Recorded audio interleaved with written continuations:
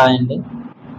ఈరోజు గ్రూప్ 2లో భాగంగా రిమైనింగ్ కాన్ఫరెన్సెస్, ప్రోటోకాల్స్, అలాగే రిమైనింగ్ కన్వెన్షన్స్ ఇవన్నీ చూద్దాం.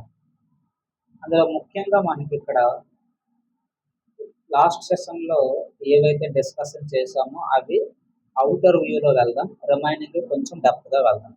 ముఖ్యంగా ఈ యొక్క సెషన్లో మనం కాప్స్ గురించి డిస్కషన్ చేద్దాం.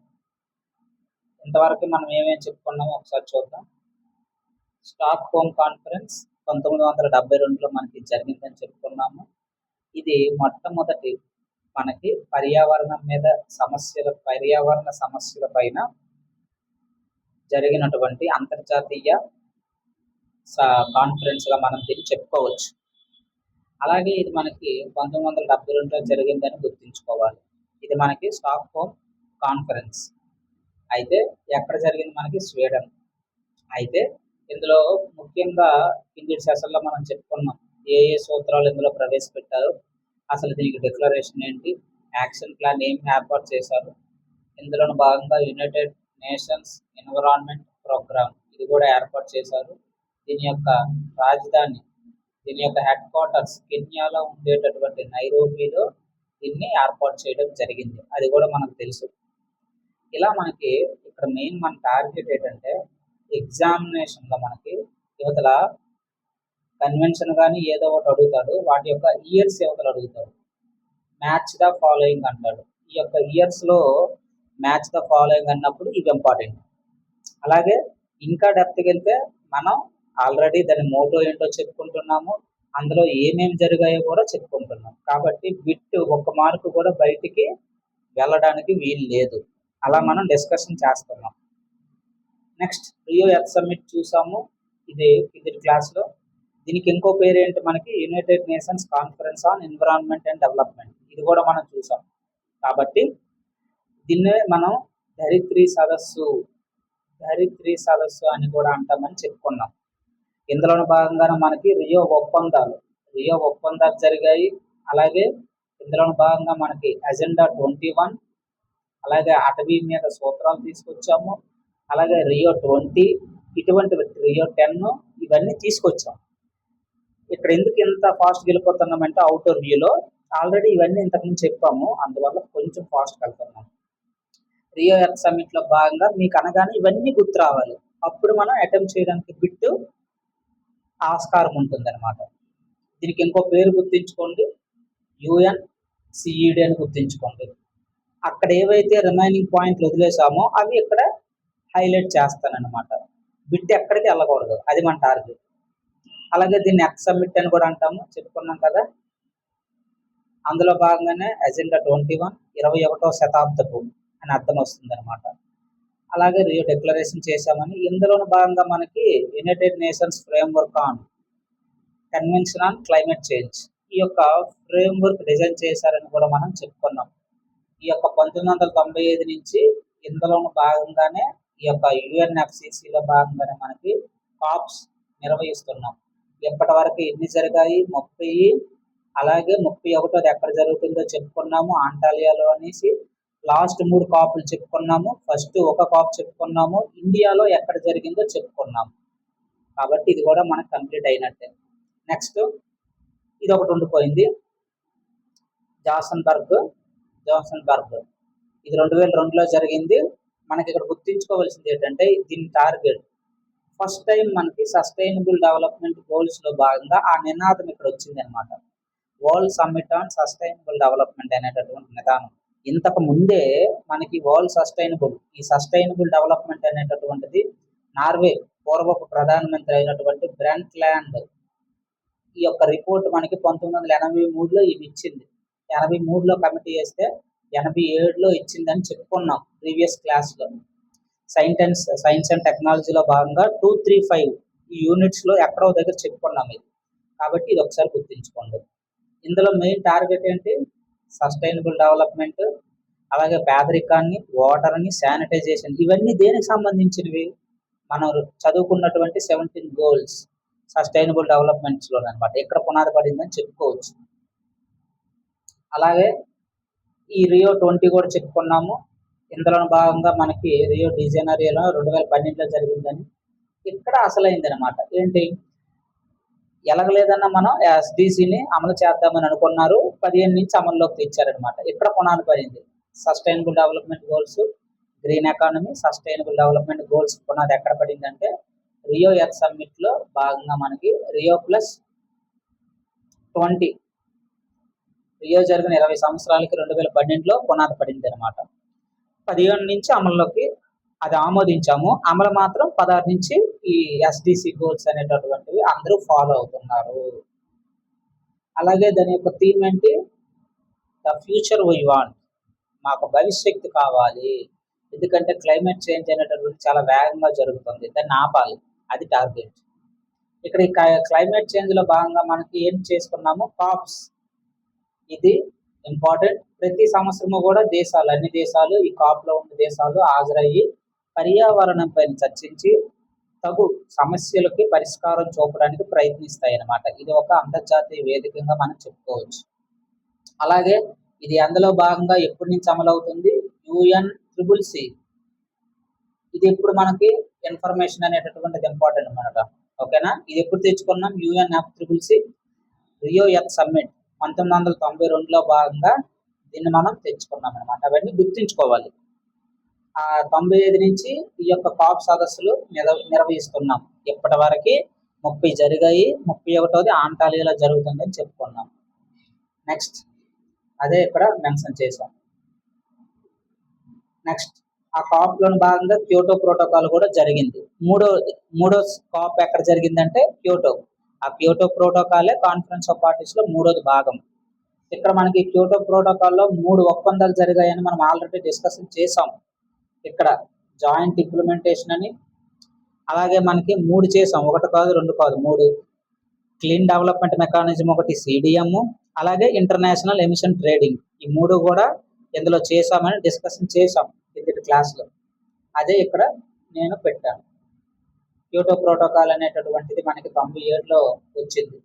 మాంట్రియల్ 87లో వచ్చింది, 1987లో వచ్చింది, 87లో. క్యోటో అయితే 10 సంవత్సరాల తర్వాత వచ్చిందని గుర్తుంచుకోమన్నాడు. ఆల్రెడీ ఇది కూడా చెప్పాము. ఇదిగో ఈ 3 జరిగాయని చెప్పాము. ఇన్ డెప్త్ కూడా చెప్పాను, ఇందులో ఏముంటుంది, ఇందులో ఏముంటుంది, ఇందులో ఏముంటుంది అని. ఒకసారి ప్రీవియస్ వీడియో చూడండి. ఇక్కడ కాప్స్ మాత్రమే డిస్కషన్ చేద్దాం. మెయిన్ కాప్స్, ఫస్ట్ కాపు తరుడిది క్యోటో, తర్వాత 21. ఈ మధ్యలో ఏమి ఇంపార్టెంట్ లేవా అంటే ఉన్నాయి, కానీ ప్రస్తుతం న్యూస్లో మనకి ఏముందో అదే డిస్కషన్ చేయాలన్నమాట. ఓకేనా, రిలేటివ్గా వెళ్ళాలి. మొత్తం అన్ని చదివి మన మైండ్ని, స్టోరేజ్ని వేస్ట్ చేయకూడదు, అది టార్గెట్. ఇక్కడ మనకు జస్ట్ తగ్గినవన్నీ అవుటర్ లైన్స్ గుర్తించుకోండి. కాప్ 21 2015లో జరిగిందని మనకు తెలుసు. ప్యారిస్ అగ్రిమెంట్ అని కూడా అంటాం దీన్ని. ప్రతి కంట్రీ కూడా ఇక్కడ NDC ఇచ్చింది అనమాట. ఇదిగో నేను ఇచ్చేస్తాను అని మోదీ గారు మన దేశం నుంచి ఇచ్చేస్తామని చెప్పారనమాట. దాన్ని మనం NDC అని అంటాం. 16 నుంచి అమల్లోకి తెచ్చుకున్నాము. ఏంటంటే ఇక్కడ ప్రతి దేశము కూడా ఒక కృత నిశ్చయంతో వాళ్ళు ప్రపంచానికి, పర్యావరణానికి భాగస్వామ్యులు అవుతారనమాట. Nationally determined contributions. ఈ ప్యారిస్ అగ్రిమెంట్లో ఏంటి, 2 డిగ్రీల కంటే తక్కువగా మనకి ఈ యొక్క టెంపరేచర్స్ను ఉంచాలి, వీలైతే ఇంతకు పరిమితం చేయాలి 1.5కి. అయితే ఇది మెయిన్ టార్గెట్ ఏది, ప్యారిస్లో. మరి ఇది మనకి ఇంపార్టెంట్.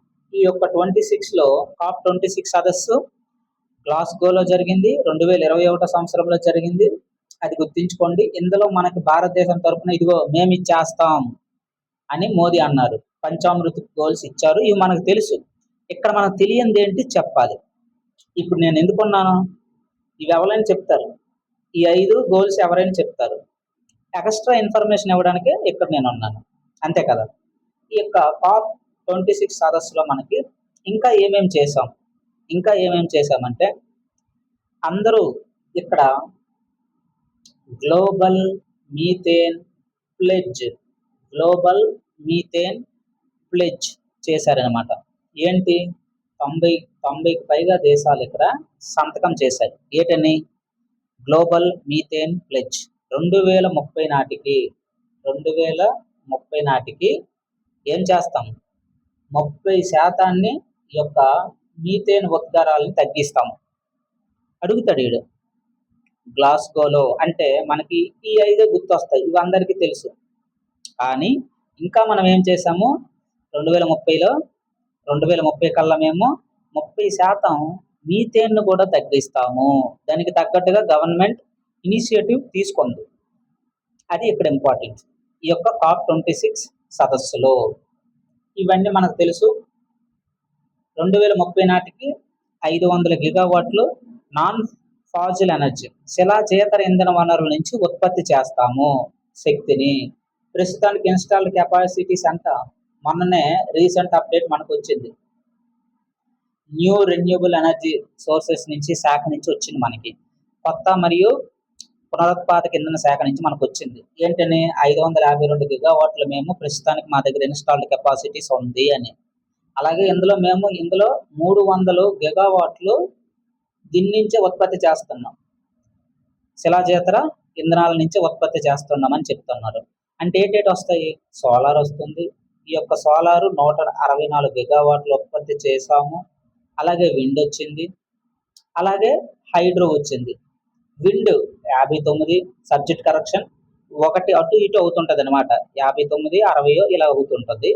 అది పెద్ద మనకి మ్యాటర్ కాదు. అలాగే హైడ్రో ఇది ఒక 58. ఈ రెండు రిలేషన్ దగ్గరలో ఉంటాయి. అలాగే న్యూక్లియర్ ఎనర్జీ ఇందులో నుంచి ఒక 8 గిగావాట్లు తెచ్చుకున్నాం మొత్తం దాదాపుగా.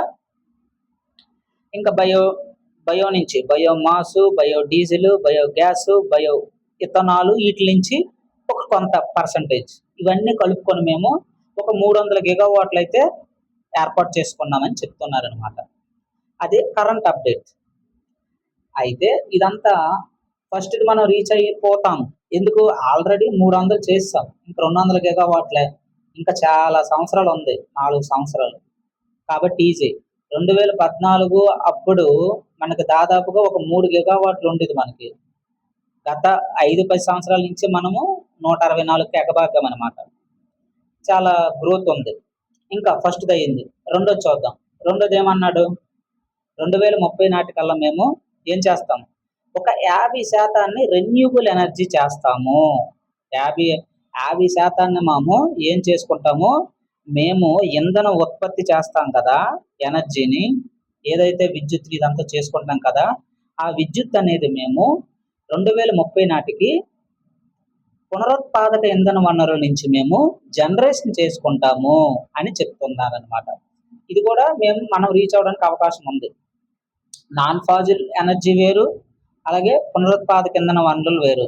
పునరుత్పాదక ఇంధన వనరులు అంటే సోలారు, విండ్, హైడ్రో ఇవన్నీ వస్తాయి. మరి నాన్ ఫాజిల్ ఫ్యూయల్ లేదా కొన్ని ఉంటాయి మనకి రేడియో ధార్మికతను కలిగిస్తాయి. దాన్ని మనము రెన్యూబుల్లో యాడ్ చేయం. రెన్యూబుల్ ఎనర్జీలో ఉదాహరణకి మనకి న్యూక్లియర్ ఎనర్జీ, ఇది మనకి కొంచెం హానికరం. అందుకే రెన్యూబుల్ ఎనర్జీలో ఉత్పత్తి చేయం, ఇందులో యాడ్ చేయం. దీన్ని ఎందులో చూపిస్తాం? నాన్ ఫాజిల్ ఎనర్జీలో. అది ఇంపార్టెంట్. ఇంకోటి ఏమన్నాము? 30 నాటికల్లా మేము కార్బన్ ఎమిషన్స్ అనేటటువంటివి ఏం చేస్తాము? 1 బిలియన్ టన్ తగ్గిస్తాం. అలాగే ఆ ఇంటెన్సిటీ ఏదైతే ఉందో దాన్ని కూడా 40% తగ్గిస్తాం. దేంతో పోల్చుకుంటే? 2005తో పోల్చుకుంటే అది మనకి ఇంపార్టెంట్. 2070కి net zero. అంటే 2070 తర్వాత 2070 నాటికి నెట్ జీరో అంటే అర్థం ఏంటి? మేము కార్బన్ ఎమిషన్ ఉత్పత్తి చేయమని కాదు. 10 టన్నులు కార్బన్ ఉత్పత్తి చేస్తే ఆ 10 టన్నుల్ని మేము ఏం చేస్తాము? బయటకు రానివ్వం, వాతావరణంలో కలపనివ్వం. అది మా టార్గెట్. అది నెట్ అంటే, నెట్ జీరో అంటే. వన్ లైన్ గాస్కో 2026 సదస్సు, COP సదస్సు, అలాగే ఇండియా యొక్క రోల్ ఏంటి? పంచామృత్. ఇది వన్ లైన్ అనమాట. అలాగే ఇక్కడ CBD, convention on biological diversity, ఇది కూడా ఎందులో తీసుకొచ్చామని చెప్పుకున్నాం, ఇంతకుముందు చెప్పుకున్నాం మనం. రియో ఎర్త్ సమిట్లో భాగంగా ఏమేమి తీసుకొచ్చామనేది కూడా చెప్పుకున్నాం. అవన్నీ ఒకసారి వెరిఫై చేయండి. ఎనీవే సస్టైనబుల్ డెవలప్మెంట్ గోల్స్ కూడా ఉంది, అందులో కూడా మరొకసారి డిస్కషన్ చేస్తాను. నెంబర్ ఆఫ్ టైమ్స్ అలాగా చెప్పడం వల్ల ఏమవుతుందంటే ఆటోమేటిక్గా మీకు గుర్తు అనేటటువంటిది ఉంటుంది అనమాట. సక్సెస్కి సూత్రం ఏంటి? 100 మంది 100 రకాలు చెప్తారు, 100 మంది 100 రకాలు, అవేవి మీరు ఫాలో అవ్వకండి. మీరేం ఫాలో అవ్వాలంటే ప్రాక్టీస్ ప్రాక్టీస్ ప్రాక్టీస్, ఒకటే సూత్రం, ప్రాక్టీస్ ప్రాక్టీస్ ప్రాక్టీస్, అంతే, ఇంకేం లేదు. అదొకటే సూత్రం. ఇంకా ఇంకేం చెప్పినా దీనికి మించి ఇంకేం ఉండదు. కొత్తగా చెప్తారు అంతే, ఏదో 2, 3 అటు ఇటు కొత్తగా చెప్తారు, చెప్పడంలో తేడా ఉంటుంది. దాని గురించి మనం ఎప్పుడు డిస్కషన్ చేయం. ఎప్పుడు కూడా మనం క్లాసెస్ని మెయిన్ మనం ఫోకస్ అటువంటివన్నీ మనం చెప్పమన్నమాట. ఎందుకంటే ఎంత చెప్పినా ఎవరు చదవాల్సిందో వాళ్ళు చదువుకుంటారు. ఏదో ఇంకొకరు ప్రోద్బలంతో చదివేటటువంటి చదువు 2 రోజులు ఉంటుంది, 3వ రోజు మళ్ళీ మొదటికి వెళ్ళిపోతుంది. అది నీలో ఉన్నదనమాట. కాబట్టి మనం ఏం చేయాలంటే మనం తగ్గట్టుగా మనం మార్చుకోవాలి, అంతే తప్ప సక్సెస్కి ఇంకోటి మారు పేరు ఉండదు. ప్రాక్టీస్ చేసుకోవడమే అంతే, ఇంకేం ఉండదు అందులో. 100 మంది టాపర్లో 100 మంది 100 రకాలు చెప్తారు, ఆడది చెప్పాడు ఇదే చెప్పాడు, అవన్నీ మనం చేయలేం కదా. మనకి ఏదైతే ఉందో మన చుట్టుపక్కల సోర్సులు ఉపయోగించుకొని మనం చదువుకోవాలి, అంతే. అయితే ఇక్కడికి వద్దాం. ఈ యొక్క రియో ఎర్త్లో మనం చెప్పుకున్నాము 1992లో చాలా తీసుకొచ్చాం, అందులో ఇదొకటి, సిబిడి కూడా తీసుకొచ్చాం. ఇందులో ఈ రియో ఎర్త్ సమ్మిట్లో భాగంగానే దీన్ని తీసుకొచ్చాము. కన్జర్వేషన్ ఆఫ్ బయోడైవర్సిటీ, జీవ వైవిధ్యాన్ని కాపాడాలి. అలాగే మన యొక్క బయోడైవర్సిటీ, జీవ వైవిధ్యం అనేటటువంటిది సుస్థిర అభివృద్ధితో వెళ్ళాలి, అన్నిటితో కలుపుకొని వెళ్ళాలి అని ఇక్కడ ఇంపార్టెంట్ అనమాట. అంతే తప్ప చెట్లని విడిచి మనం ఏది కూడా ప్రతిదీ ఎకో ఫ్రెండ్లీ వెళ్ళాలి తప్ప చెట్లను నరికి అది అభివృద్ధి అంటే కాదు. అందుకే మనం సస్టైనబుల్ డెవలప్మెంట్ గోల్స్లో మెయిన్ ఇంపార్టెంట్ ఏంటంటే ఇది ఏ పునాది మీద నడుస్తుందంటే సామాజిక, ఆర్థిక, పర్యావరణం, ఈ మూడింటితో నడుస్తుంది. ఇంపార్టెంట్ సామాజిక, ఆర్థిక, పర్యావరణం. సమాజం మీద నడుస్తుంది, డబ్బు మీద నడుస్తుంది, పర్యావరణం మిళితం చేసుకొని నడాలి. అదే సస్టైనబుల్ డెవలప్మెంట్ గోల్స్ యొక్క మెయిన్ ప్రతిపాదన. అలాగే ఈ కన్జర్వేషన్ ఆఫ్ బయోడైవర్సిటీలో భాగంగా మనం ఏం తీసుకొచ్చామంటే జెనెటిక్ రీసోర్సెస్ ఏవైతే ఉన్నాయో ఆ ప్రయోజనాలని చాలా విశ్వసనీయంగా సమానంగా అందరికీ పంచుకోవాలి అని అక్కడ తీర్మానాలు. ఇవన్నీ తీర్మానాలే, కానీ ఉపయోగం ఏమి ఉండదు, ఎవరు ఆచరించరు. అమెరికా ఉన్నది ఎంత పొల్యూషన్ చేసింది, అది 2000 సంవత్సరాల క్రితమే. అది దాదాపుగా ఈ భూమి మీద ఎంత కాలుష్యం ఉందో అందులోనది 30% కారణం అది. చైనా 40% కారణం, 70% అక్కడే అయిపోయింది. అంత ఉంటుంది. ఆల్రెడీ మనం ఇదన్నీ డిస్కస్ చేసాం, పర్సంటేజెస్ ఒకసారి చూడండి, ఓకేనా? రైట్. ఇక్కడ మనం వెళ్ళిపోదాం. ఇక్కడ ఈ యొక్క కన్జర్వేషన్ ఆఫ్ బయోడైవర్సిటీలో మనకి తెలుసు ఈ యొక్క ఎర్త్ సమ్మిట్లోనే ఏర్పడిందని. మెయిన్ మోటో ఏంటి? కాపాడాలి. ఎవరిని కాపాడాలి? జీవ వైవిధ్యాన్ని కాపాడాలి. ఇవన్నీ ఇంటర్లింక్, 3, 4, 5 యూనిట్లు ఇంటర్లింక్ అనమాట. అందుకే 4 యూనిట్లో ఏవేవైతే ఉన్నాయో మిగిలినవి ఇక్కడ చెప్పాల్సి వస్తుంది. అందుకే 4 యూనిట్ మనం 4 యూనిట్ ప్రకారమే చూసాం, లింక్ చేయాల. 5వ యూనిట్లో అవన్నీ వస్తాయి, అందుకే కొంచెం బేగా క్లోజ్ చేసాం 4 యూనిట్. ఎక్కడ ఏది చెప్పాలో అది చెప్పాలన్నమాట. ఇక్కడ మనకి ఇక్కడ వచ్చేసరికి నెక్స్ట్ కన్జర్వేషన్ ఆఫ్ బయోడైవర్సిటీ, దీనికి సంబంధించిన కాప్ ఏది? కాప్ ఇక్కడ దీనికి సంబంధించింది కన్జర్వేషన్ ఆఫ్ బయోడైవర్సిటీకి. కాప్లో ఏం జరిగింది? ప్రతి సదస్సు గుర్తించుకోవాల్సిన అవసరం లేదు, కింద నేను చెప్తాను. ఈ ఎండ్ ఆఫ్ ద సెషన్కి ఒక క్లారిటీ వస్తుంది మీకు, ఓకేనా? ముందు అలా వినండి, లాస్ట్ వరకు వినండి, క్లారిటీ వస్తుంది. COP 15 సదస్సు ఉంది. ఇది దేనిలో భాగంగా తీసుకున్నాము? బయోడైవర్సిటీలోన ఏ సదస్సు జరిగిందంటే కాప్లో జరిగిన సదస్సు COP 15. ఇక్కడ మనకి కుమ్మింగ్ మాంట్రియల్ గ్లోబల్ బయోడైవర్సిటీ ఫ్రేమ్వర్క్, ఇది మనకి 2030కి ఏమేమి మనం చేయాలో నిర్దేశిస్తుంది అనమాట. కుమ్మింగ్ ఎక్కడ ఉంది? చైనా. మాంట్రియల్ ఎక్కడ ఉంది? కెనడా. కలిపి అనమాట. ఇంతకుముందు ఇవి సపరేట్గా జరిగాయి, ఇప్పుడు కలిపి జరిగాయి. అది మనం గుర్తుంచుకోవాలన్నమాట. అయితే అందులోని భాగంగానే ఇక్కడ మనకి కార్టిజీనా ప్రోటోకాల్ చూడండి, ఇక్కడ నేను విడదీసేస్తాను. బయోడైవర్సిటీ అనగానే కుమ్మింగ్ ప్రోటోకాల్, అలాగే కార్టిజీనా ప్రోటోకాల్, ఇవన్నీ మీకు గుర్తొచ్చేయాలి. అలాగే పర్యావరణమే సదస్సులు అనగానే కింద ఇస్తాను అవన్నీ. కాన్ఫరెన్స్, స్టాక్హోమ్ కాన్ఫరెన్స్ గుర్తు రావాలి, యునైటెడ్ నేషన్స్ ఎన్విరాన్మెంట్ ప్రోగ్రామ్ గుర్తు రావాలి, ధరిత్రి సదస్సు అనగానే అందులోనివన్నీ గుర్తు రావాలి, ఎజెండా 21, అలాగే అడవుల సంరక్షణ, ఇవన్నీ మీకు గుర్తు రావాలన్నమాట. ఇందులో లక్ష్యం ఏంటి మనకి? ఏదైతే మోడర్న్ బయోటెక్నాలజీ ద్వారా ఉత్పత్తి అవుతున్నాయో ఆ ప్రొడక్ట్స్ అవి అనేటటువంటివి మనకి చాలా జాగ్రత్తగా వాడుకోవాలన్నమాట.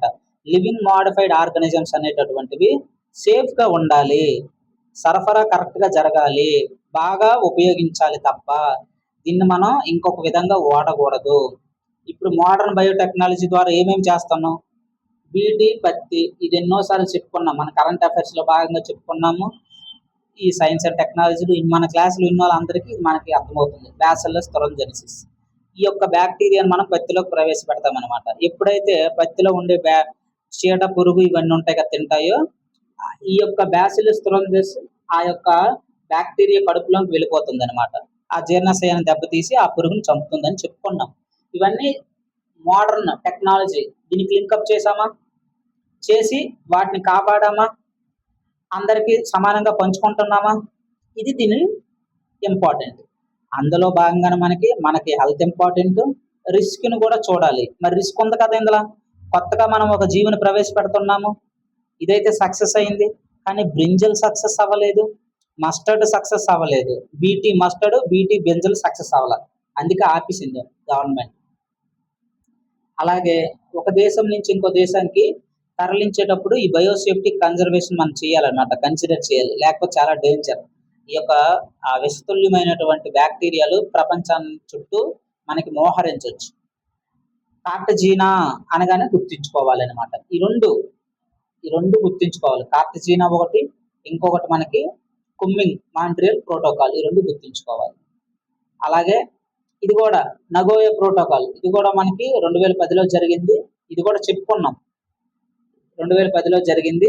ఎక్కడో దగ్గర చెప్పాను. అక్కడేంటి, ఇక్కడ యాక్సిస్ అండ్ బెనిఫిట్ షేరింగ్, అది మనం గుర్తించుకోవాలి. పైది ఎల్ఎంఓ, ఇది ABS, access and benefit sharing. ఇక్కడేంటి, ఏవైతే జెనెటిక్ రిసోర్సెస్ ఇప్పుడు తయారు చేసామో వాటిని కరెక్ట్గా ఉపయోగించుకోవాలన్నమాట. అలాగే న్యాయంగా పంచుకోవాలి. ఇప్పుడు అలా జరుగుతుందా? అమెరికా ఎందుకు అంత డెవలప్ అయింది? అలాగే రష్యా, యూరప్, చైనా ఇవన్నీ పంచుకోవట్లేదు. ఏదో ఫార్మాలిటీగా వెళ్తాము, కాన్ఫరెన్స్ అంటే, కన్వెన్షన్ అంటే, ప్రోటోకాల్ అంటే చెప్పాను, అలా వెళ్తారు, సంతకాలు చేసేస్తారు, వచ్చేస్తారు, అంతే. పెద్దగా ఉపయోగం లేదు. మనకు ఉపయోగపడుతుంది గ్రూప్ 2 చదువుకోవడానికి. అలాగే ఫర్ ఎగ్జాంపుల్ మనకి చూడండి, ఈ యాక్సెస్ అండ్ బెనిఫిట్ షేరింగ్ అంటే ఒక కంపెనీ ఉంది, ఒక దేశంలో ఒక మెడికల్ ప్లాంట్ జెనెటిక్ రిసోర్స్ను ఉపయోగించి ఒక మెడిసిన్ తయారు చేసింది అనమాట. మరి ఆ బెనిఫిట్ అనేటటువంటిది అందరికీ ఈక్వల్గా రావాలా? ఎక్కడైతే ఉత్పత్తి చేస్తున్నారో వాళ్ళకి, అలాగే లోకల్ ఎవరైతే ఉత్పత్తి చేస్తున్నారో వాళ్ళకి షేరింగ్ ఉండాలి. అలా చేస్తున్నారా? మనకు టెక్నాలజీ డెవలప్మెంట్ లేదా టెక్నాలజీ షేరింగ్ జరుగుతుందా? లేదు. కాబట్టి ఇవన్నీ పేరుకి. అలాగే నెక్స్ట్, ఇది ఇంపార్టెంట్, ఇది ఆల్రెడీ, ఇది కూడా మనకి ఎప్పుడు జరిగింది? Rio, important. United Nations Convention to Combat Desertification. Combat అంటే కాంబాక్ట్, పోరాడాలి. ఎవరితో? ఎడారీకరణతో. అంటే ఎడారీకరణ అంటే అర్థం ఏంటి? ఇక్కడ ఎక్కడైతే భూమి మీద ఎడారీకరణ ఉందో దాన్ని సస్యశ్యామలు చేయాలి, అది అందులో ఇంపార్టెంట్. ఇవన్నీ చెప్పుకున్నాం మనం, ఓకేనా? డిసర్టిఫికేషన్ తగ్గించాలి. ఎక్కడైతే మనకి కరువు ప్రాంతాలు ఉన్నాయో వాటిని ఉపశమనం కల్పించాలి, తగ్గించాలి. అలాగే ఎక్కడైతే ల్యాండ్ తగ్గిపోతుందో ఆ ల్యాండ్లో ఉండేటటువంటి పోషకాలను పెంచగలగాలి. అలాగే సుస్థిరాభివృద్ధి మనకి మేనేజ్మెంట్ ఉండాలన్నమాట. అవన్నీ చాలా జాగ్రత్తగా జరగాలన్నమాట. ఉదాహరణకి ఉన్న ఆవులు కానీ ఇవన్నీ పశువులు ఎక్కువ మేస్తాయి అనుకో, ఏమవుతాయి? అడవులు తరిగిపోతాయి.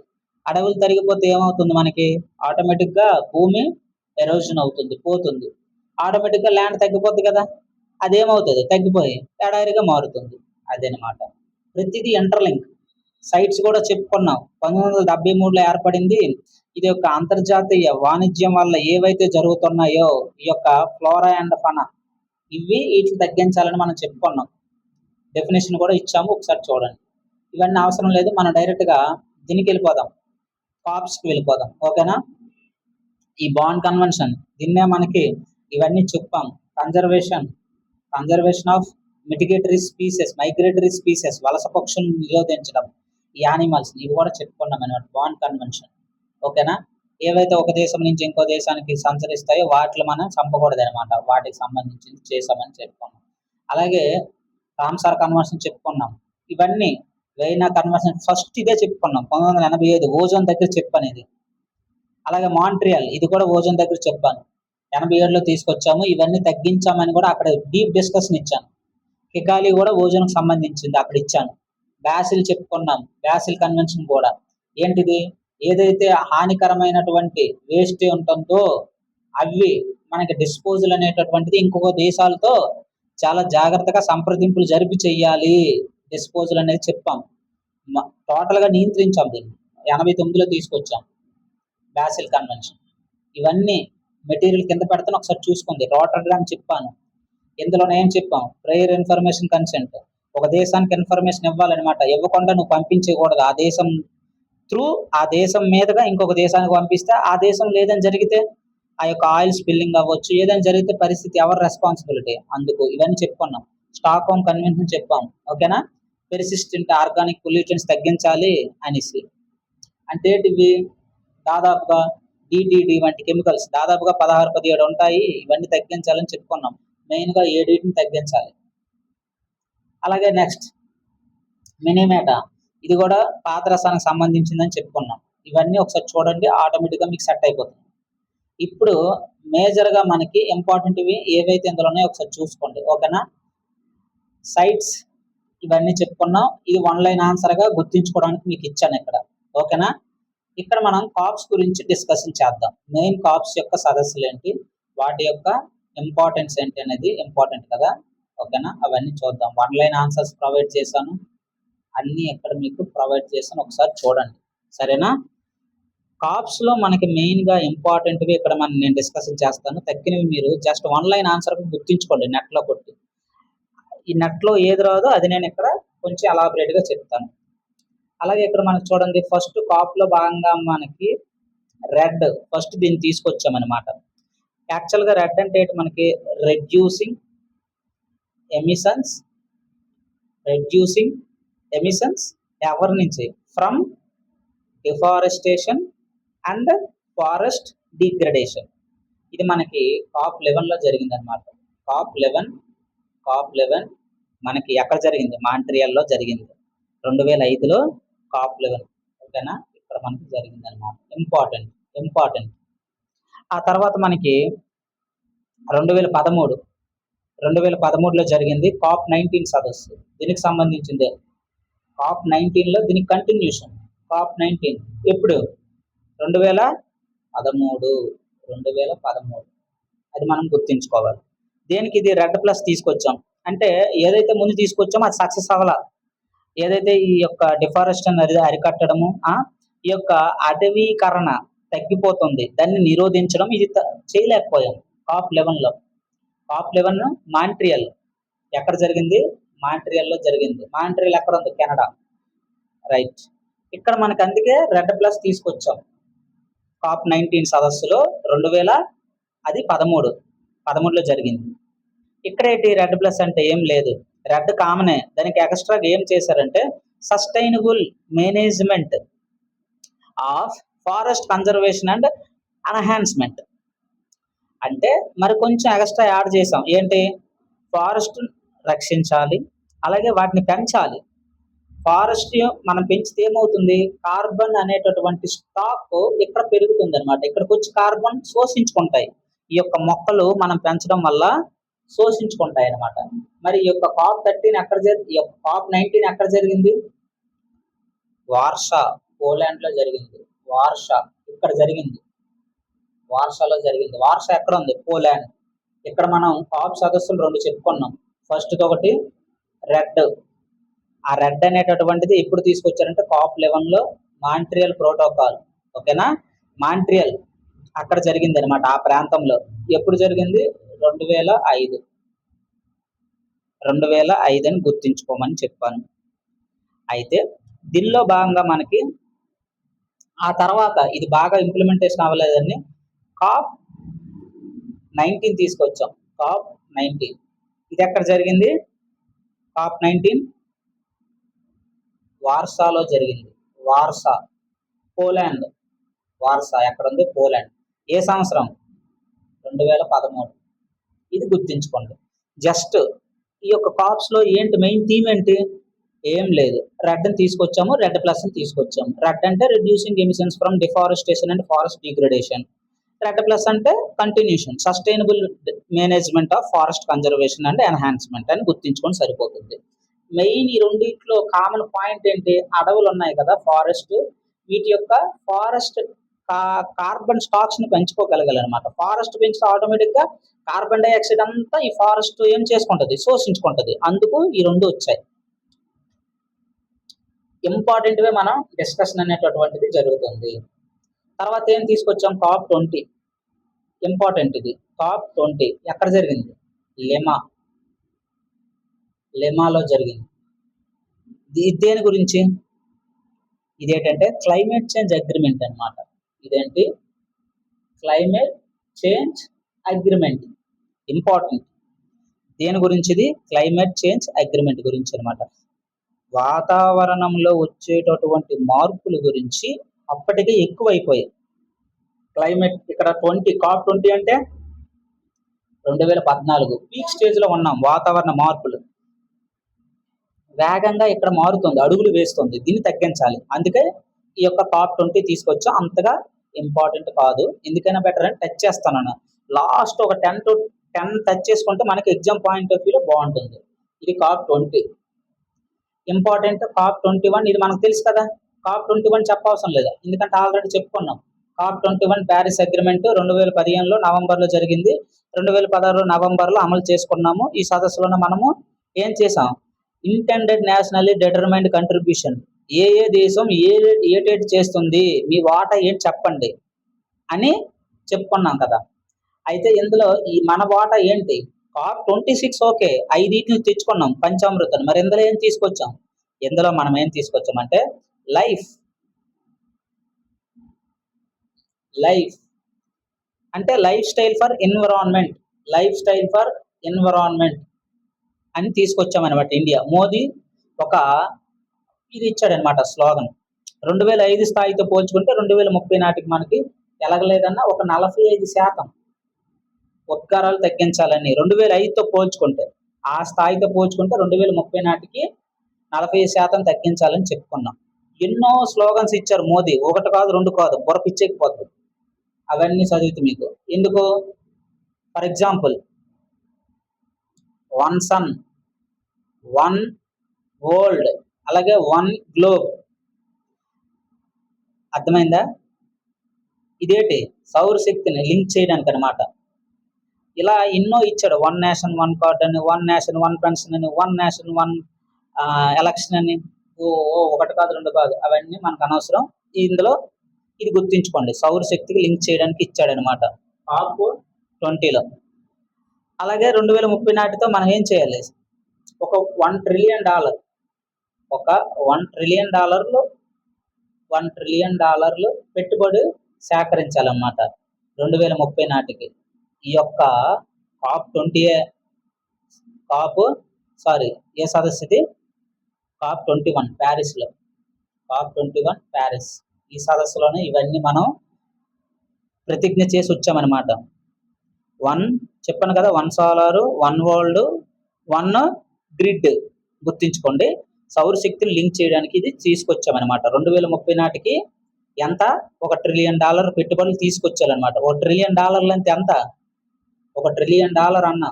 $1 ట్రిలియన్ అంటే 1,00,000 కోట్లు అనమాట. ఓకేనా? గుర్తుంచుకోండి. 10⁻12. అయితే 2030 నాటికి ఏందన్నాం? ఒక 1000 గిగావాట్స్. ఇవన్నీ అక్కడ ప్రతిజ్ఞ చేసి వచ్చాం మనము. ఒక 1000 గిగావాట్స్ ఎప్పటికి 2030 నాటికి 2030 నాటికి సౌరశక్తిని ఉత్పత్తి చేయాలని ప్రతిజ్ఞ చేసి వచ్చాం. ఏ సదస్సులో? COP21. ఇంపార్టెంట్ COP21లో. అలాగే ఒక 1000 మిలియన్ జనాభాలకి సౌరశక్తిని అందించాలి. ప్రతి ఏటా కూడా కార్బన్ డైఆక్సైడ్ని తగ్గించాలన్నమాట. ఎంత? మిలియన్ టన్. 1 మిలియన్ టన్ అనేటటువంటిది కార్బన్ డైఆక్సైడ్ ప్రతి సంవత్సరం తగ్గించుకుంటూ రావాలి. ఇవన్నీ అక్కడ ఇచ్చాం. COP21 Paris. COP21 Paris. Note చేసుకోండి, ఎందుకైనా బెటర్. ఇవన్నీ కూడా నోట్ చేసుకోండి. అయితే తర్వాత ఇంకేంటి ఇంపార్టెంట్ వేటి ఉన్నాయి? జస్ట్ నార్మల్గా చూసుకుంటే 2016లో మనకి COP22 జరిగింది. 2016లో COP22 సదస్సు ఎక్కడ? మొరకేష్, ఆఫ్రికా ఖండం. ఎక్కడ?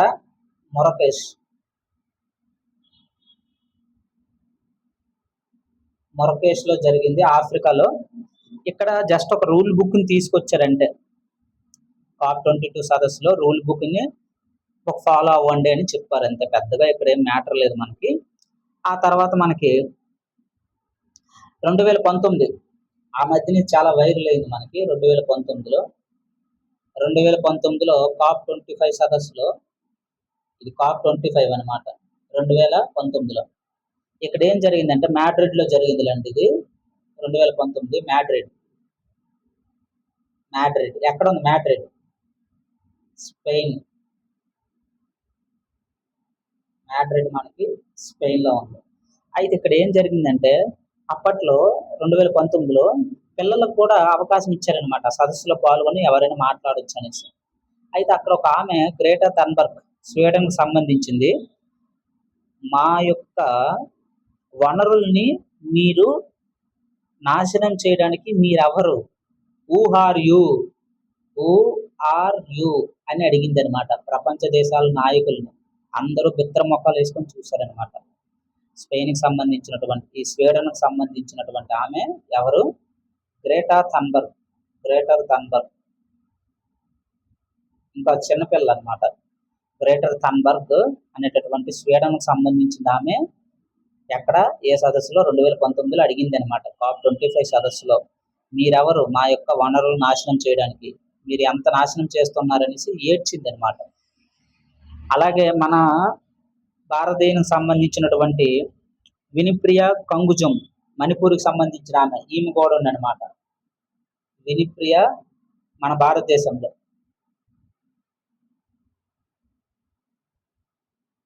వినిప్రియా కంగుజం.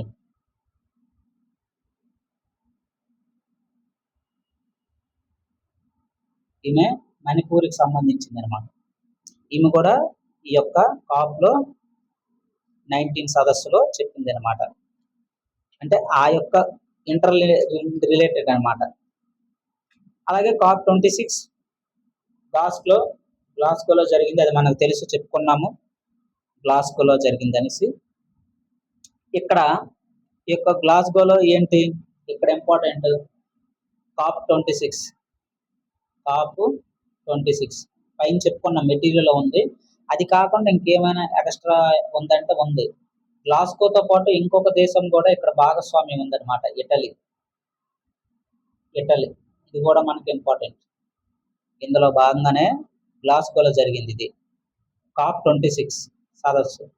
ఏ సంవత్సరం? 2021. ఇయర్స్ కూడా ఇంపార్టెంట్, గుర్తుంచుకోండి. అయితే ఇందులో ఏం ప్రతిజ్ఞ చేశామంటే 2030 నాటికి అన్ని దేశాలు, అక్కడలో ఒక 90 దేశాలు సైన్ చేశాయి అనమాట. 2030 నాటికి గ్లోబల్ మీథేన్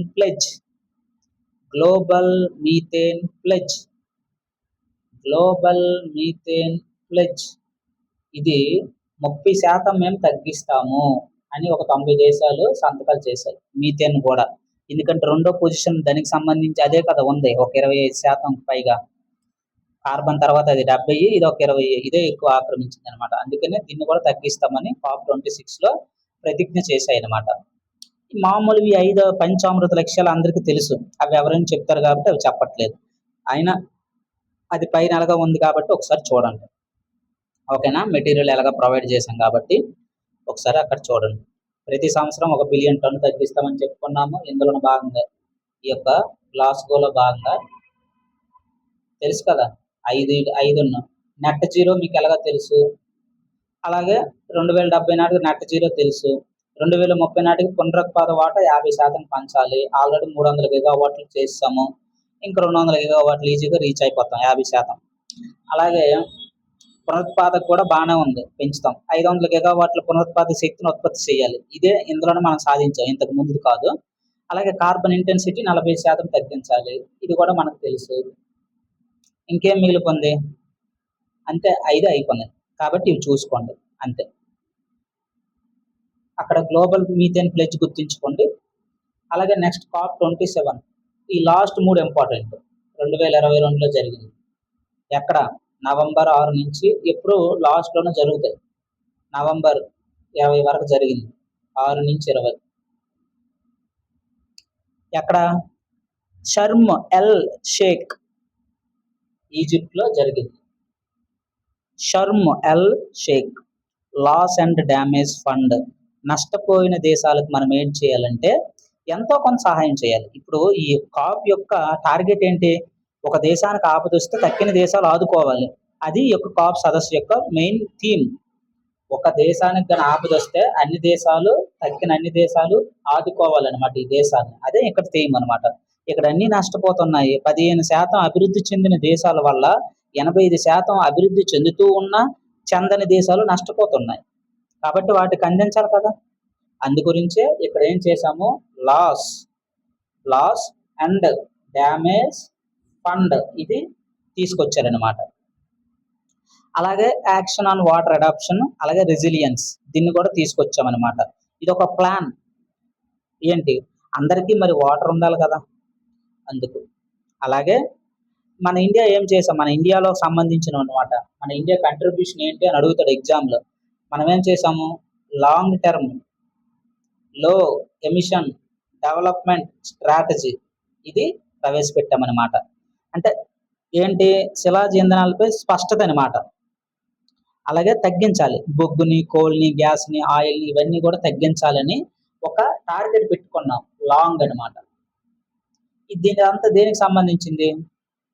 COP27కు సంబంధించింది. ఎక్కడ జరిగిందో చెప్పుకున్నాము, మన ఇండియా ఏం ప్రవేశపెట్టిందో చెప్పుకున్నాము. ఈ 2 చాలు. అలాగే COP28 ఎప్పుడు? 2023. ఇదేంటి? దుబాయ్లో జరిగింది. దుబాయ్ ఎక్కడ ఉంది? UAE, దుబాయ్లో జరిగింది. ఇక్కడ ఏంటి లక్ష్యం? పునరుత్పాదక ఇంధన వనరులు పెంచాలి, అదే లక్ష్యం. ఏదైనా అదే, పునరుత్పాదక ఇంధన వనరులని పెంచాలి. మరి ఏంటి తగ్గించాలి? శిలాజ ఇంధనాలను తగ్గించాలి. అది టార్గెట్. ఏది ఏమైనా 2030 నాటికి 43% తగ్గించాలి, 2030 నాటికి. అందుకే ఇక్కడ ఏం తీసుకొచ్చామంటే కార్బన్ బోర్డర్ అడ్జస్ట్మెంట్ మెకానిజం తీసుకొచ్చామన్నమాట. అంటే కార్బన్ బోర్డర్ అడ్జస్ట్మెంట్ మెకానిజం అంటే కార్బన్ ట్యాక్స్ అనమాట. కార్బన్ ట్యాక్స్ యూరోప్ యూనియన్ తీర్మానం చేసింది అనమాట దానికి. అలాగే గ్లోబల్ కూలింగ్ ప్రతిజ్ఞ కూడా చేశాం. ఇక్కడ ఎన్ని ప్రతిజ్ఞలు తప్ప ఉపయోగం ఉండదు. ఏది ఏమైనా 2050 నాటికి ఉద్గారాలు 68% తగ్గించాలి, శీతల ఉద్గారాలు. అయ్యే పనులు కావు. అలాగే మన ఇండియా పార్టిసిపేషన్ ఏమైనా ఉందంటే ఉంది. Green credit initiative. మన ఇండియా ఏం చేసిందంటే ఇందులో గ్రీన్ క్రెడిట్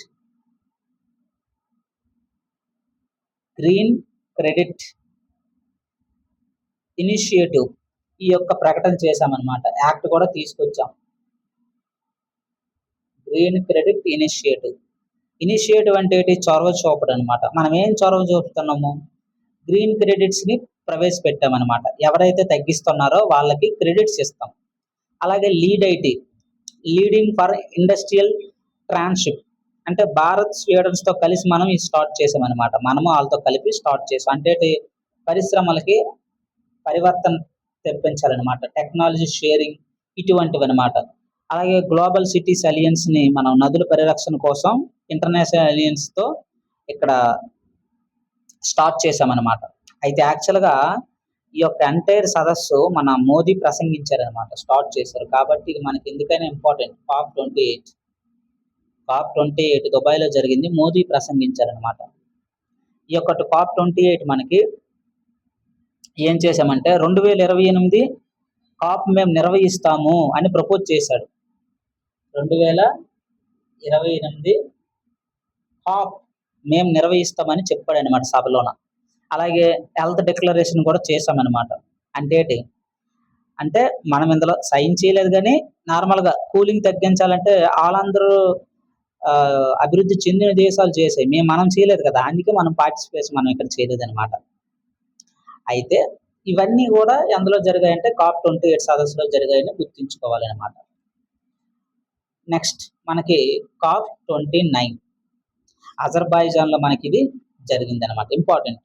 ఇవన్నీ మీరు ఏం చేస్తారంటే నోట్ చేసుకోండి, ఓకేనా.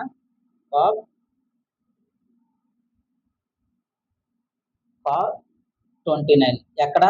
అజర్బైజాన్. ఇక్కడేంటి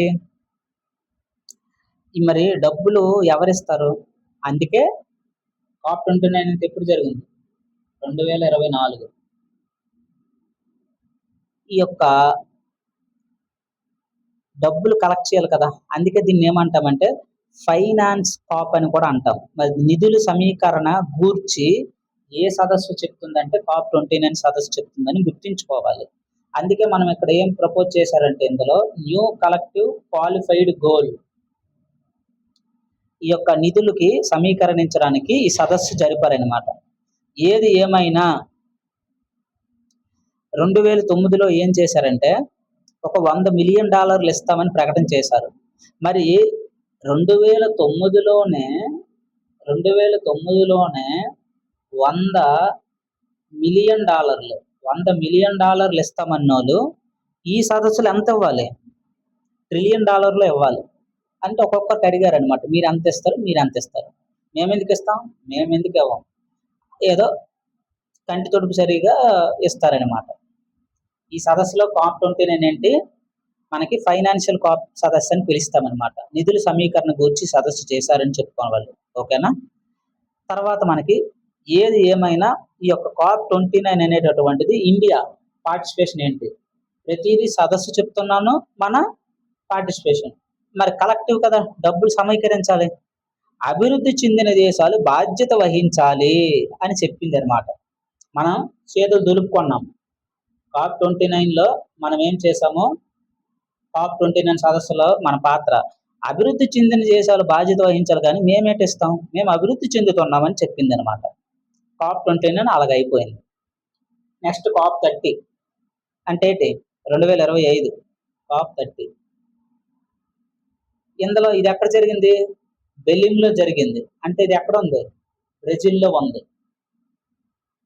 సేమ్ నవంబర్లోనే జరుగుతాయి, అది గుర్తుంచుకోండి. COP30 అంటే 2025, అది మనకి ఇంపార్టెంట్. మరి ఈ 2025 COP30లో ఏంటి పరిస్థితి? నేషనల్లీ డిటర్మైన్డ్ కంట్రిబ్యూషన్స్ 2035కి ఎంత తగ్గిస్తారు? ప్యారిస్ ఒప్పందం గుర్తుంది కదా, 2015, 25, 10 సంవత్సరాలు అయిపోయింది. మరి ఏంటి, ఏమైనా మరి నేషనల్లీ డిటర్మైన్డ్ కంట్రిబ్యూషన్ చేయమా అంటే వెంటనే ఇండియా పూనుకుందనమాట. ఇది ఆల్రెడీ మీకు యూనిట్ 5లో అవుటర్ వ్యూ ఇచ్చినప్పుడు ఇచ్చానని, ఇది ఒకసారి చూడండి. ఈ యొక్క COP30 గురించి ఏం లేదా, అమెజాన్ అడవులను పరిరక్షిస్తాము, డిఫారెస్టేషన్ తగ్గిస్తాము, బయోడైవర్సిటీని పెంచుతాము, మన భారతదేశం క్లైమేట్ ఫైనాన్స్ చేస్తాము, గ్లోబల్ సౌత్ 2070 కల్లా మేము నెట్ జీరో చేస్తాము. ఇవన్నీ ఇంతకుముందు చెప్పినవే. ఇప్పుడు కొత్తగా మనం ఏం చేస్తున్నాం? ఏం చేయలే. 2100 నాటికి 1.5 డిగ్రీస్ ఎప్పటి నుంచో చెప్తాండ్రు, ఇదే ఏది తగ్గించరు, ఇంకా పెంచుతున్నారు. ఇవన్నీ మనకు తెలిసినవే. కాబట్టి ఇది COP30. ఇందులో పెద్దగా ఏం లేవు. 31 ఎక్కడంటే ఆంటాలియా అని చెప్పాను, టర్కీ జరుగుతుందని చెప్పాం. COP 31. COP31 ఎక్కడ? ఆంటాలియాలో అని చెప్పాం. ఆంటాలియా ఎక్కడ ఉంది? ఆంటాలియా, టర్కీ. ఇంకా మనకి ఇబ్బంది పెట్టాలంటే ఎవరు భాగస్వామ్యం, ఇంకొక దేశం కూడా ఉంది అని అంటాడు. ఎవరు? ఆస్ట్రేలియా. అది కూడా గుర్తుంచుకోవాలి. ఎక్కడ? టర్కీ. ఇంక స్టార్ట్ అవ్వాలి. నవంబర్ రాలే కదా, అప్పుడు జరుగుతుంది, అప్పుడు చూద్దాం. అలాగే మనకి ఈ యొక్క 30 సదస్సులో, COP30లో ఇంక చాలా ఉన్నాయి. అది ఫర్ ఎగ్జాంపుల్ మనకి డేటా మార్పిడి చేయడము ఇవన్నీ ఉంటాయి, కానీ అంతగా అవసరం లేదు. జస్ట్ అవుటర్ గుర్తుంచుకుంటే సరిపోతుంది అనమాట. ఇవన్నీ దేనికి సంబంధించినవి? పర్యావరణానికి సంబంధించినటువంటి అంశాలు అనమాట. అలాగే ఇంకా చాలా ఉన్నాయంటే ప్రస్తుతానికి అయిపోయినట్టే. ఇంకా మ్యాక్సిమం కవర్ చేసాం. ఈ యొక్క బాసిల్ కన్వెన్షన్ చెప్పుకున్నాం కదా, బాసిల్ అయితే రోటోడ్రామ్, మినిమేటా ఇవన్నీ చెప్పుకున్నాం, పర్వాలేదు. మ్యాక్సిమం ఇంతకు మించి వెళ్ళడు. అవుటర్ వ్యూలో మనం చదువుకున్నాం కాబట్టి పర్వాలేదు. ఐ థింక్ ఇది సరిపోతుంది. ఇంకా రిమైనింగ్ ఏమైనా ఈ కాప్స్ ఉన్నాయి కదా, లాస్ట్ 20 నుంచి చెప్పుకున్నాం. అంటే ఒక 10 సదస్సులు కవర్ చేసాం మనము, 10, 12. రిమైనింగ్ ఇంకెన్ని ఉన్నాయి? మరొక 10 ఉంటాయి, 10, 15. అది స్టార్టింగ్ 3 ఆల్రెడీ చెప్పుకున్నాం. అంటే మధ్యలో 10 ఉంటాయి. అవి మీరు జస్ట్ ఇయర్స్ గుర్తించుకుంటే సరిపోతుంది. అది అడగడు. రీసెంట్గా ఏదైనా జరిగితే దాని మీద అడుగుతాడు. మీకు ఎగ్జాంపుల్ ఇక్కడ చెప్తాను చూడండి, ఏవేవి గుర్తుపెట్టుకోవాలనేది. ఇంతవరకు చెప్పిన సెషన్ ఒక పక్కన పెట్టండి. ఇప్పుడు మీకు ఒక ఇది ఇస్తాను, అది గుర్తుంచుకోండి. ఓకేనా? స్టాక్హోమ్ కాన్ఫరెన్స్, స్టాక్హోమ్ కన్వెన్షన్ రెండు ఒకటి కాదు. కన్వెన్షన్కి కాన్ఫరెన్స్కి డిఫరెన్స్ చెప్పాను కదా, అది ఫాలో అయిపోండి. 72 హ్యూమన్ ఎన్విరాన్మెంట్, ఇది ఇంపార్టెంట్. రెండు ఒకటి కాదనమాట. పెర్సిస్టెన్స్ ఆర్గానిక్స్ తగ్గించాలి, ఇది. ఈ రెండు ఒకటి కాదు. కాబట్టి సబ్జెక్ట్ కరెక్షన్ గుర్తుంచుకోండి. అలాగే రెండోది వియన్నా కన్వెన్షన్, అలాగే మాంట్రియల్ ప్రోటోకాల్. వియన్నా దేనికి? ఓజోన్ ప్రొటెక్షన్ ఫ్రేమ్వర్క్ మాత్రం ఇస్తుంది. ఒక 30 సూత్రాలు ఇచ్చింది అంతే. అంతేగాని ఇది ఒక ప్రోటోకాల్ కాదు. సంతకాలు గట్ట ఇక్కడ ఏం చెయ్యరు. ప్రోటోకాల్ అంటే అర్థం చెప్పాను కదా, ఏదో ఒక 1 నుంచి 2 ఫ్రేమ్వర్క్ లోనివి తీసుకొని టార్గెట్లు ఫిక్స్ చేస్తారనమాట. ఇది టార్గెట్ ఫిక్స్ చేశారు. ఓజోన్ తగ్గిస్తాము, ఓజోన్ కారణమైనవి సబ్స్టాన్సెస్, అంటే ఓజోన్ క్షీణతకు కారణమైనటువంటి సబ్స్టాన్స్ తగ్గిస్తాము. ఎలాగా? దశల వారీగా. అది ప్రోటోకాల్. ప్రోటోకాల్కి వాల్యూ ఎక్కువ ఉంటుంది. ఇక్కడ 2, అక్కడ 2 కవర్ అయ్యే లేదా? ఇక్కడ వరసగా అలా మీరు గుర్తుంచుకోండి. కన్వెన్షన్ అంటే ఏంటి, ప్రోటోకాల్ అంటే ఏంటి, అగ్రిమెంట్ ఏంటి. అలాగే కాన్ఫరెన్స్ వర్సెస్ అగ్రిమెంట్ ఇచ్చాను, అలాగే అన్నిటికీ ఇచ్చాను ఇక్కడ. ఇవన్నీ గుర్తుంచుకోండి. ఓకేనా? ఆటోమేటిక్గా సెట్ అయిపోతుంది మనకి. అలాగే పైన మరికొంచెం మీకు ముందుకెళ్తే ఇక్కడ ఒక్కొక్కటి దేనికి సంబంధించింది అనేది ఇచ్చాను ఇక్కడ. ఒక్కొక్కటి ఇక్కడ దేనికి సంబంధించింది చూడండి. ఇది మీరు చదువుకుంటే చాలు, ఇది ఒక్కటి చదువుకుంటే చాలు. ఏంటంటే ఓజోన్కు సంబంధించి ఏంటి, ఆల్రెడీ ఇదన్నీ మనం చెప్పుకున్నాం. ఓజోన్కు సంబంధించింది వియన్నా కన్వెన్షన్ 85, మాంట్రియల్ ప్రోటోకాల్ 87, కిగాలి సవరణ 2016. అవుటర్ వ్యూలో గుర్తించుకోండి అట్లీస్ట్. వియన్నా అనగానే ఓజోన్ ఫ్రేమ్వర్క్ తీసుకొచ్చాము, మాంట్రియల్ అనగానే ఓజోన్ క్షీణతకు కారకాలైనటువంటి 6 వీటిని తగ్గించడానికి దశల వారీగా పూనుకున్నాము. కిగాలి సవరణ అంటే ఈ యొక్క క్లోరోఫ్లోరో కార్బన్స్ ఏవైతే ఉన్నాయో వాటికి బదులు హెచ్ఎఫ్సి ఇవి ప్రత్యామ్నాయంగా తగ్గించాలని చెప్పుకున్నాం. అట్లీస్ట్ అలాగైనా గుర్తుంచుకోండి. అయిపోయిందా ఓజోన్ గురించి?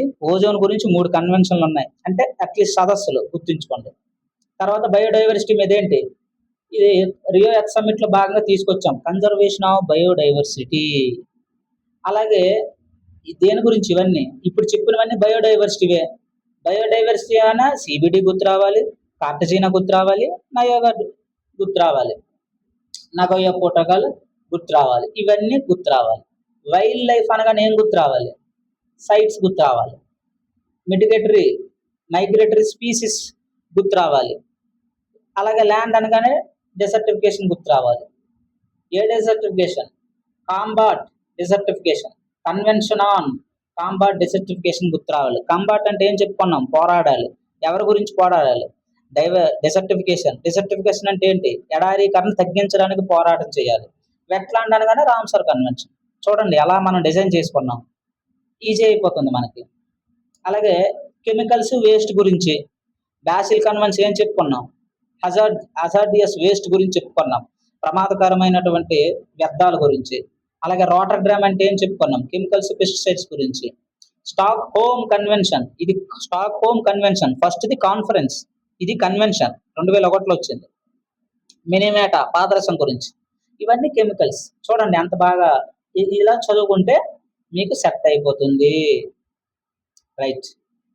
అది ఈరోజు సెషన్. అలాగే బుల్లెట్ పాయింట్స్ కూడా పెట్టాను. ఒక్కొక్కటి ఎక్కడ మిస్ అవ్వడానికి మనకి ఎళ్ళకూడదు బయటికి. చూడండి అన్నీ ఒక లైన్‌లో ఇచ్చామనమాట. అట్‌లీస్ట్ వెంటనే గుర్తు రావాలని. ఫర్ ఎగ్జాంపుల్ ప్యారిస్ అగ్రీమెంట్ అనగానే 1.5 అట్‌లీస్ట్ తగ్గించాలి. 2 ఎలాగా 1.5 ఎలాగా అవ్వదు. 2 ఎలాగైనా తగ్గించాలి. అలాగే మనకి మాంట్రియాల్ అనగానే ఓజోన్ డిప్లీషన్ సబ్స్టాన్సెస్ గుర్తు రావాలి. రోటర్‌గ్రామ్ అనగానే పెర్సిస్ట్స్ ఆర్గానిక్స్ అట్‌లీస్ట్ తగ్గించాలి. కెమికల్‌కి సంబంధించినని మెదడులోకి గుర్తు రావాలి. స్టాక్‌హోమ్ కన్వెన్షన్ అనగానే ఇవి కూడా పెర్సిస్టెన్స్ ఆర్గానిక్ అంటే కెమికల్‌కి సంబంధించినవి గుర్తు రావాలి అట్‌లీస్ట్. ఇది మనకి ఈరోజు టోటల్ కాన్ఫరెన్సెస్ అయితేనేమి, అలాగే ప్రోటోకాల్స్ అయితేనేమి, అలాగే కన్వెన్షన్స్ అయితేనేమి, అలాగే కాప్స్ ఇంపార్టెంట్ కాప్స్ కూడా మనం డిస్కషన్ చేసాము. 1 లైన్ ఆన్సర్‌లు ప్రొవైడ్ చేసుకున్నాము. మెటీరియల్ కూడా ప్రొవైడ్ చేస్తాను. ఓకేనా? Thank you. ఛానల్ అయితే సబ్స్క్రైబ్ చేసుకోండి. Thank you.